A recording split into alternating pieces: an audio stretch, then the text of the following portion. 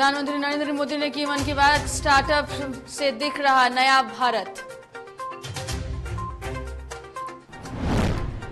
36 दिन बाद राणा दंपत्ति की घर वापसी, अमरावती पहुंचे दंपत्ति को हुआ जोरदार स्वागत।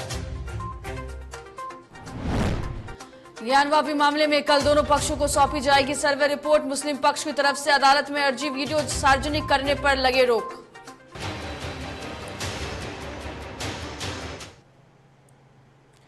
नमस्कार, डीटीवी भारत में आपका स्वागत है। मैं हूं पूजा वर्मा। प्रधानमंत्री नरेंद्र मोदी ने आज मन की बात को संबोधित किया है। मन की बात में प्रधानमंत्री नरेंद्र मोदी ने स्टार्टअप को लेकर कई सारी अहम बातें कही। दरअसल आज अपने संबोधन में प्रधानमंत्री ने स्टार्टअप पर जोर देने की बात कही। साथ ही साथ पीएम मोदी ने कहा कि महिला सेल्फ हेल्प ग्रुप बेहतरीन काम कर रही है। वहीं ताजवुर डॉल समेत खिलौने और आर्टिफिशियल ज्वेलरी बना रही हैं। इससे महिलाओं का सशक्तिकरण हो रहा है। पीएम मोदी ने लोगों से यह अपील की है कि सेल्फ हेल्प ग्रुप को बढ़ावा दें। इससे आत्मनिर्भर भारत को मजबूती मिलेगी। इस भारत ने एक और मैदान में सेंचुरी लगाई है और वो बहुत विशेष है। इस महीने 5 तारीख को देश में यूनिकॉर्न की संख्या 100 के आंकड़े तक पहुंच गई है। और आपको तो पता ही है, एक यूनिकॉर्न यानी कम से कम 7,500 करोड़ रुपए का स्टार्टअप। इन यूनिकॉर्न्स का कुल वैल्यूएशन $330 बिलियन यानी 25 लाख करोड़ रुपयों से भी ज्यादा है। निश्चित रूप से ये बात हर भारतीय के लिए गर्व करने वाली बात है। आपको यह जानकर भी हैरानी होगी कि हमारे कुल यूनिकॉर्न में से 44 पिछले साल बने थे। इतना ही नहीं, इस वर्ष के 3-4 महीने में ही 14 और नए यूनिकॉर्न बन गए। इसका मतलब यह हुआ कि ग्लोबल पैंडेमिक के इस दौर में भी हमारे स्टार्टअप्स वेल्थ और वैल्यू क्रिएट करते रहे। इंडियन यूनिकॉर्न्स का average annual growth rate USA, UK और अन्य कई देशों से भी ज्यादा है। एनालिस्ट का तो ये भी कहना है कि आने वाले वर्षों में इस संख्या में तेज उछाल देखने को मिलेगी। एक अच्छी बात यह भी है कि हमारे यूनिकॉर्न्स डाइवर्सिफाइंग है। ये e commerce, fintech, edtech, biotech जैसे कई क्षेत्रों में काम कर रहे हैं। एक और बात जिसे मैं ज्यादा अहम मानता हूं वो ये है कि स्टार्टअप्स की दुनिया न्यू इंडिया की स्पिरिट को रिफ्लेक्ट कर रही है। आज भारत का स्टार्टअप इकोसिस्टम सिर्फ बड़े शहरों तक ही सीमित नहीं है। छोटे छोटे शहरों और कस्बों से भी एंटरप्रेन्योर सामने आ रहे हैं। इससे पता चलता है कि भारत में जिसके पास इनोवेटिव आइडिया है वो वेल्थ क्रिएट कर सकता है।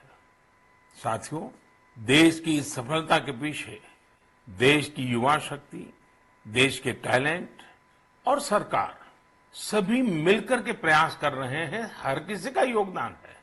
लेकिन इसमें एक और बात महत्वपूर्ण है, वो है स्टार्टअप वर्ल्ड में राइट मेंटरिंग यानी सही मार्गदर्शन। एक अच्छा मेंटर स्टार्टअप को नई ऊंचाइयों तक ले जा सकता है।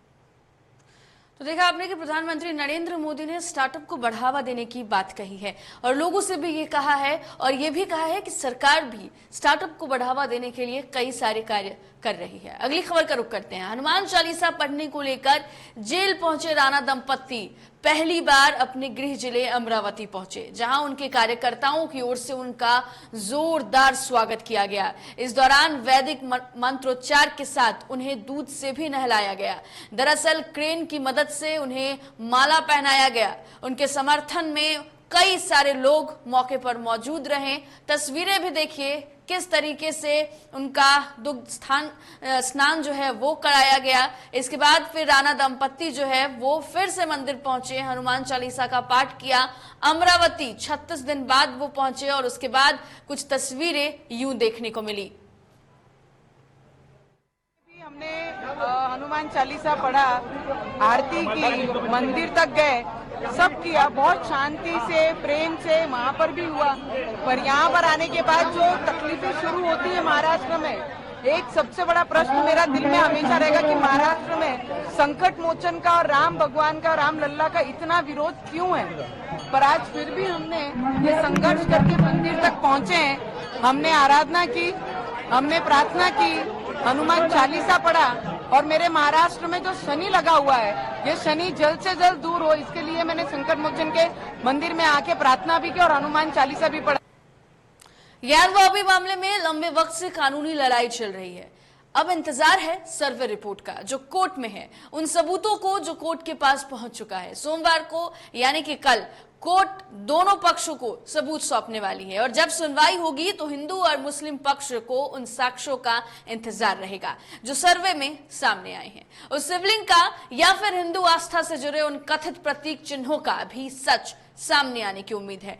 ज्ञानवापी केस में 30 मई को अहम सुनवाई होगी, लेकिन फैसले से पहले केस में हर दिन नए नए ट्विस्ट आ रहे हैं। हिंदू पक्ष ने शिवलिंग को क्षति पहुंचाने का बड़ा आरोप लगाया, उधर मुस्लिम पक्ष की तरफ से अदालत में अर्जी डाली गई है कि सर्वे वाले वीडियो को सार्वजनिक नहीं किया जाए। हिंदू और मुस्लिम पक्ष अपनी अपनी दलीलें पेश कर सकते हैं।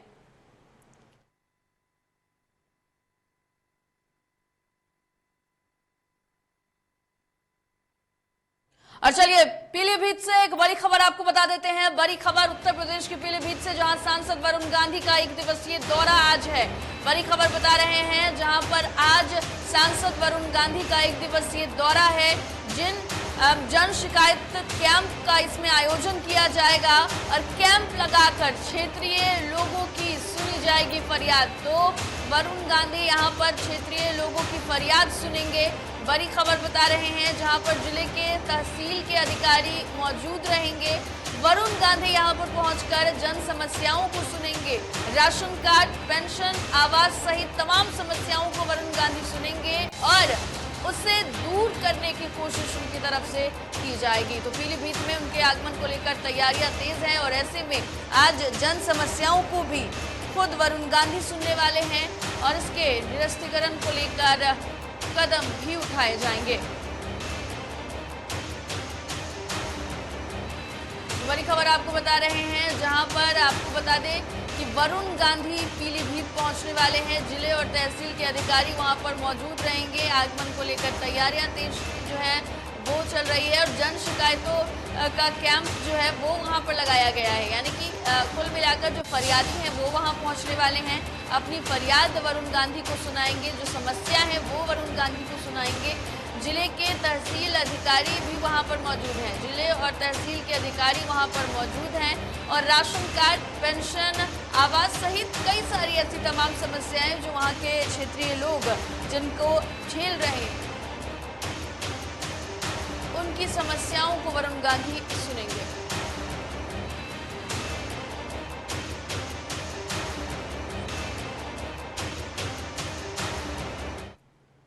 अधिक जानकारी के लिए सरताज हमारे संवाददाता पीलीभीत से हमारे साथ फोन लाइन पर जुड़ गए हैं। सरताज, वरुण गांधी वहां पहुंचने वाले हैं, क्या कुछ अपडेट है? जी पूजा, बताना चाहूंगा पूरा मामला उत्तर प्रदेश के जनपद पीलीभीत का है, जहां आज 1 दिवसीय दौरा सांसद वरुण गांधी पहुंच रहे हैं और जनपद पीलीभीत के बिलखंडा थाना क्षेत्र के अमन बैंकेट हॉल में ये पहुंचेंगे और यहाँ पर जनसभा को भी संबोधित करेंगे। साथ ही क्षेत्र के लोगों की समस्याएं सुनेंगे, जिसमें राशन कार्ड, पेंशन, आवास योजनाएं सहित काफी चीजों पे ध्यान दिया जाएगा। तो साथ ही आपको पूजा बताना चाहूंगा, जिला मुख्यालय और तहसील मुख्यालय के यहाँ पे अधिकारी लोग पहुंचेंगे, जिससे हर कोशिश उनके जो प्रभारी हैं वरुण गांधी जी के, उनका कहना कि हर कोशिश यही रहेगी कि लोगों की समस्याएं जो फरियादी आने वाले हैं तो उनकी मौके से समस्याओं का निस्तारण किया जा सके। जी पूजा। जी सरताज, कब तक वरुण गांधी की पहुंचने की संभावना है?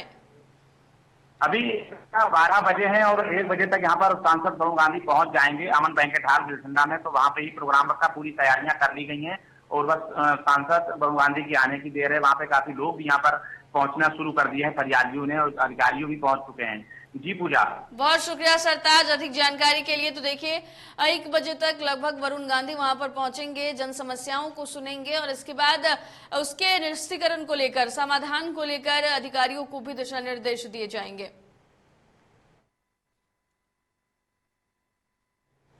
जलेसर कोतवाली में थाना दिवस का आयोजन किया गया। मौके पर ज्यादा अंकित अग्रवाल और एसएसपी उदय शंकर सिंह ने फरियादियों की समस्याएं सुनी। थाना दिवस में आए कुल 11 शिकायतों में से 5 शिकायतों का डीएम और एसएसपी ने मौके पर ही निरस्तीकरण कर दिया। जलेसर कोतवाली पर थाना दिवस के दौरान राजस्व टीम और जलेसर एसडीएम कोतवाली प्रभारी देवेंद्र नाथ मिश्रा मौजूद रहे।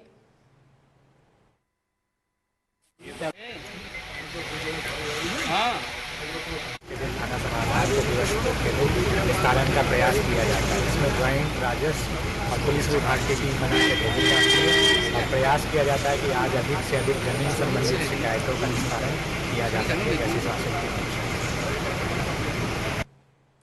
जिलाधिकारी जितेंद्र प्रताप सिंह ने लोक निर्माण विभाग द्वारा भागलपुर मुसौला मार्ग पर किए जा रहे चौड़ीकरण और सुदृढ़ीकरण का निरीक्षण किया। उन्होंने निर्धारित अवधि बीत जाने के बाद भी कार्य पूर्ण न होने पर गहरी नाराजगी व्यक्त की है। साथ ही मरम्मत कार्य को शीघ्र ही पूर्ण करने का निर्देश दिया। जिलाधिकारी ने बताया कि वित्तीय वर्ष 2020-21 में 10 करोड़ 42 लाख रुपए की अनुमति लागत से राज्य सड़क निधि योजना अंतर्गत भागलपुर मार्ग के 5.5 किलोमीटर सड़क के चौड़ीकरण और सुदृढ़ीकरण का कार्य 25 मई 2021 को प्रारंभ हुआ था। कार्य पूरा होने की अवधि 24 फरवरी 2022 तय की गई है, लेकिन कार्य पूर्ण होने की अवधि से 3 महीने अतिरिक्त समय बीत चुका है और कार्य अभी तक पूरा नहीं हुआ है, जो कि लापरवाही का संकेत करता है। वहीं उन्होंने परियोजना से जुड़ी सभी रिपोर्ट तलब की है।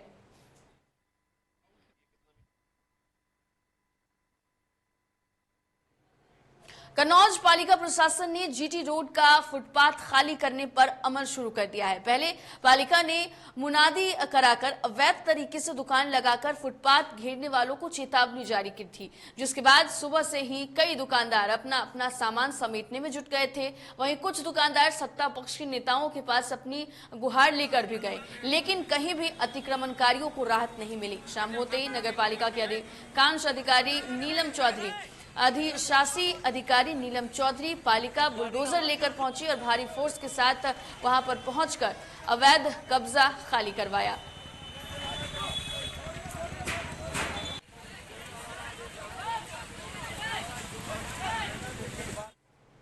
गोरखपुर के कैंपियरगंज पुलिस ने छत्तीसगढ़ के दुर्ग जिले के व्यापारी प्रसन्ना जैन से 8 लाख रुपए के लूट की घटना का पर्दाफाश कर दिया है। पुलिस ने 6 आरोपियों को गिरफ्तार कर 6 लाख रुपए और 241 सोने का नकली सिक्का बरामद किया है। साथ ही पुलिस ने घटना में प्रयोग की गई 3 बाइक भी कब्जे में ले ली है। एसएसपी डॉक्टर विपिन तारा ने बताया है कि 2 दिन पहले छत्तीसगढ़ के व्यापारी के साथ लूट नहीं हुई थी, बल्कि 8 लाख की ठगी हुई थी। व्यापारी को सोने का सिक्का देने के लिए गोरखपुर के कैंपियरगंज के मरचाही कुटी बुलाया गया और उसके साथ 8 लाख लेकर जालसाज फरार हो गए थे, जबकि व्यापारी ने लूट की सूचना दी थी। थाना कैंपियरगंज क्षेत्र में परसों एक घटना घटित हुई, जिसमें कि छत्तीसगढ़ से आए एक व्यक्ति के साथ धोखाधड़ी करके उससे 8 लाख रुपए ले लिए गए। इसमें उस व्यक्ति द्वारा 2 व्यक्तियों और अन्य 4 अभियुक्तों के खिलाफ एक नामजद तहरीर दी गई, जिस पर मुकदमा दर्ज किया गया। मुकदमा दर्ज करके पुलिस तत्काल एक्शन में आई और इसमें पुलिस ने 6 आरोपियों को गिरफ्तार करते हुए लगभग 6 लाख रुपए बरामद किए हैं और करीब 250 के करीब नकली सोने के सिक्के बरामद किए हैं। आजमगढ़ जिले के मुबारकपुर स्थित अरबी यूनिवर्सिटी जमियातुल्ला अशरफिया में खाना बनाने समय रखी लकड़ियों के गोदाम में भीषण आग लग जाने की वजह से आपको बता दें कि काफी ज्यादा आग की लपटें उठने लगी। आग लगने की जानकारी मिलते ही यूनिवर्सिटी के हॉस्टल में रह रहे छात्रों ने बाल्टी लेकर आग को बुझाना शुरू कर दिया। धीरे धीरे यहां आग विकराल रूप धारण करने लगी। आग लगने की सूचना स्थानीय लोगों ने फायर ब्रिगेड को दी। जब तक आग बुझाने के लिए फायर ब्रिगेड की गाड़ियां पहुंचती, तब तक 10 लाख से अधिक की लकड़ियां जलकर खाक हो चुकी थी। वहीं सूचना मिलने पर बाद में पहुंचे 2 फायर ब्रिगेड ने काफी मशक्कत के बाद आग पर काबू पाया। घटना की जानकारी मिलते ही मौके पर पुलिस और बड़ी संख्या में लोग मौजूद रहे। जहां पर पटना से ये बड़ी खबर, सड़क दुर्घटना में बाल बचे हैं हम के प्रधान महासचिव। बड़ी खबर आपको बता रहे हैं, जहां सड़क दुर्घटना में बाल बाल हम के प्रधान महासचिव बच गए हैं। दरअसल शादी समारोह से दानिश रिजवान लौट रहे थे और उसी वक्त बाल बाल बचे हैं सड़क दुर्घटना होने से। और रफीगंज अरवल मार्ग पर वाहन दुर्घटनाग्रस्त हुई है, लेकिन ये बताया जा रहा है कि हम के प्रधान महासचिव दानिश रिजवान फिलहाल सुरक्षित हैं, फिलहाल ठीक हैं। तो पटना से ये बड़ी खबर, जहां सड़क दुर्घटना में बाल बाल बचे हैं हम के प्रधान महासचिव दानिश रिजवान। दरअसल एक शादी समारोह से वो वापस लौट रहे थे और उसी दरमियान हादसा हुआ, जिसमें आपको बता दें कि रफीगंज अरवल मार्ग पर वाहन दुर्घटनाग्रस्त हुई है, लेकिन दानिश रिजवान फिलहाल ठीक बताए जा रहे हैं। अधिक जानकारी के लिए हमारे संवाददाता निषेध हमारे साथ फोन लाइन पर जुड़ गए हैं। निषेध, किस तरीके से ये घटना हुई है, क्या कुछ इसके बारे में अधिक जानकारी है? बिल्कुल, देखिए देर रात ये पूरी घटना हुई है और जो जानकारी मिल रही है उसके मुताबिक दानिश रिजवान की जो गाड़ी है वो कल देर रात रफीगंज अरवल मार्ग था, वहीं पे दुर्घटना हुआ है। हालांकि इसमें चोट नहीं आई है, ज़्यादा गंभीर रूप से जख्मी नहीं हुआ है, हल्की फुल्की चोट है, लेकिन जो ये घटना हुई है ये कहीं ना कहीं चिंताजनक है। दानिश रिजवान ने खुद इस बात की जानकारी दी है।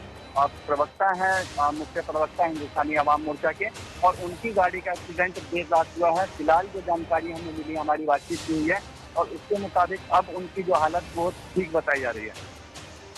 बिल्कुल निषेध, बहुत शुक्रिया तमाम जानकारी के लिए। तो देखिए, दानिश रिजवान को हल्की फुल्की चोटें आई थी, हालांकि फिलहाल वो ठीक हैं और गाड़ी क्षतिग्रस्त जरूर हुई है।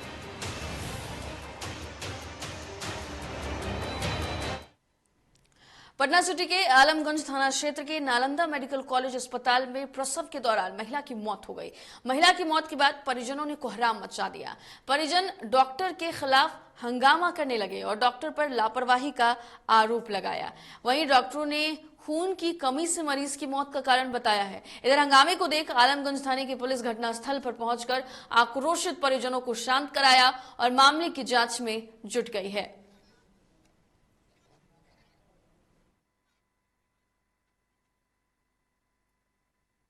किया प्रसव के दौरान दरअसल पटना सिटी के आलमगंज थाना क्षेत्र में नालंदा मेडिकल कॉलेज है और यहां पर प्रसव कराने के लिए महिला आई थी, लेकिन महिला की मौत हो गई।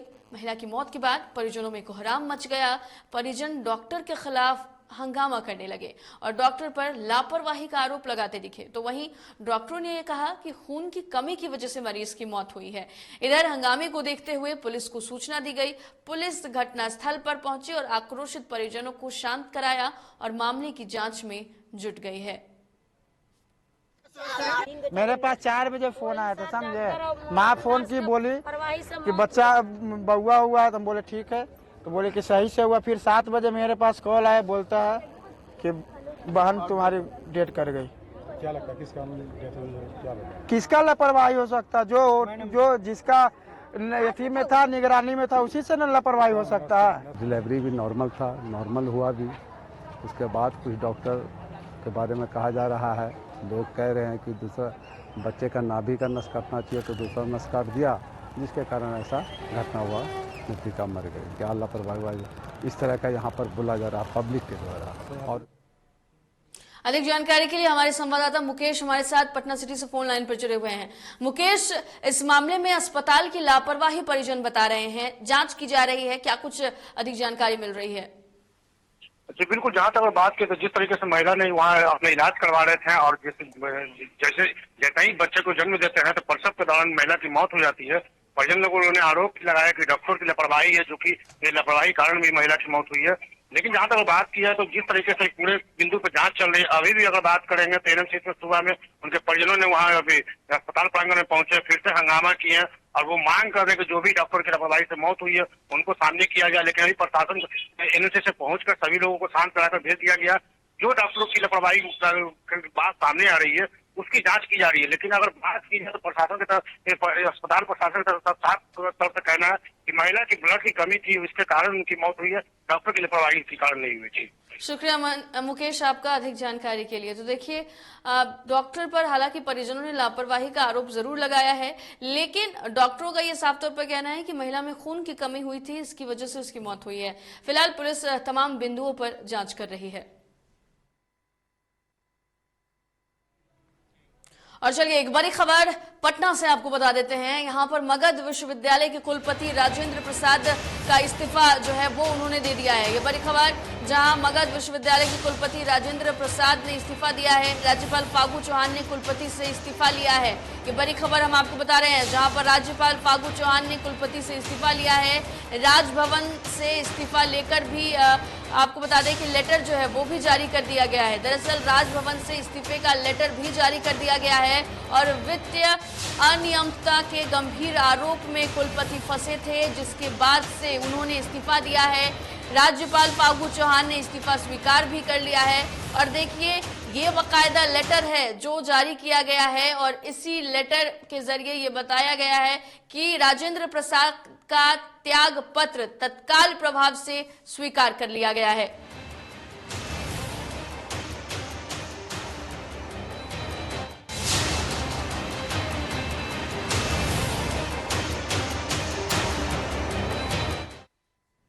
राजधानी पटना के पीरबहोर थाना क्षेत्र के एनआईटी घाट पर शव बरामद किया गया। ये बताया जा रहा है कि पत्रकार नगर थाना क्षेत्र के मुन्ना चौक के रहने वाले सनी कुमार कल कालीघाट दोस्तों के साथ गंगा नहाने के दौरान डूब गए थे, जिसे आज स्थानीय गोताखोरों की मदद से बाहर निकाला गया है। शव मिलने के बाद परिजनों में कोहराम मच गया है। परिजनों का रो रो कर बुरा हाल है। ये बताया जा रहा है कि मृतक सनी कुमार घर का इकलौता पुत्र था। हालांकि पुलिस शव को अपने कब्जे में लेकर पोस्टमार्टम के लिए पीएमसीएच अस्पताल भेज दिया है और आगे की कार्रवाई के लिए जांच जारी है। कुमार नाम का एक लड़का जो है वो काली घाट पर डूब गया था, तो समय 10 बजे करीब डूबा है। उस समय से ही हम लोग सारी टीम, एनडीआरएफ की टीम प्लस हम लोग के प्राइवेट गोताखोर उसको खोज रहे थे, लेकिन लाश आज बरामद हुआ है। आज बहते हुए आ रहा था गांधी घाट के पास।